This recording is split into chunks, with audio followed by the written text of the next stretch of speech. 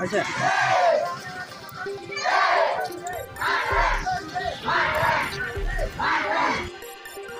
টংলা উচ্চতৰ মাধ্যমিক বিদ্যালয়ৰ ঘৰে ঘৰে জাতীয় পতাকা 1300 শিক্ষাৰ্থীয়ে শোভাযাত্ৰাত কৰিলে যোগদান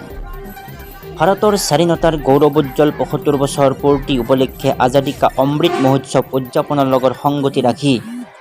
অহা 13 আগষ্টৰ পৰা 15 আগষ্টলৈকে ঘৰে ঘৰে জাতীয় পতাকা কাৰ্যসূচী সফল ৰূপায়ণ কৰিবলৈ ৰাজ্যজুৰি প্ৰস্তুতি তুংগত উঠাৰ সময়তে আজি ওদালগুৰি জিলাৰ অন্যতম শৈক্ষিক বাণিজ্যিক বৌদ্ধিক নগৰ টংলাতো বিপুল হৰঘৰ-ধ্বনিৰে বাজি উঠিল হৰ ঘৰ তিৰংগা কাৰ্যসূচী।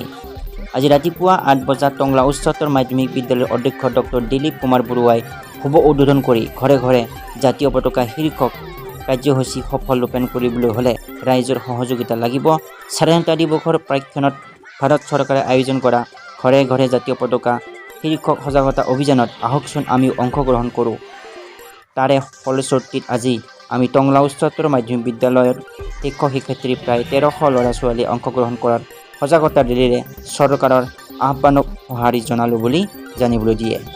প্ৰখৰ ৰ'দকো নেওচি শহ ছাত্ৰ ছাত্ৰী শিক্ষক কৰ্মচাৰীয়ে হৰ ঘৰ তিৰংগা বন্দে মাতৰম ভাৰত মাতা কি জয় মহান শ্লোগানেৰে টংলাৰ আকাশ পতা মুখৰিত কৰি পদব্ৰজে কৰা সজাগতা ৰেলীৰে সফল সামৰণি পৰা কাৰ্যসূচীত প্ৰাক্তন উপাধ্যক্ষ তৰুণ বৰুৱা, দিগন্ত কলিতা, দেৱাশিষ ঘোষ, কনক কছাৰী আৰু শিক্ষয়িত্ৰী স্বপ্ন কাকতীয়ে নেতৃত্ব বহন কৰে। এই উৎসৱটি উদযাপন কৰা হৈছে আৰু আটাইকে আমাৰ 1268 ল'ৰা ছোৱালীৰ ভিতৰত প্ৰায়কমে 1000 ল'ৰা ছোৱালী ইয়াত উপস্থিত হৈ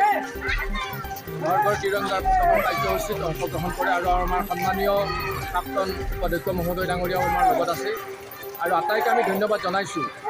অসমৰ লগতে ভাৰতৰ এই স্বাধীনতা দিৱসৰ প্ৰাক মুহূৰ্তত ৭৫ সংখ্যক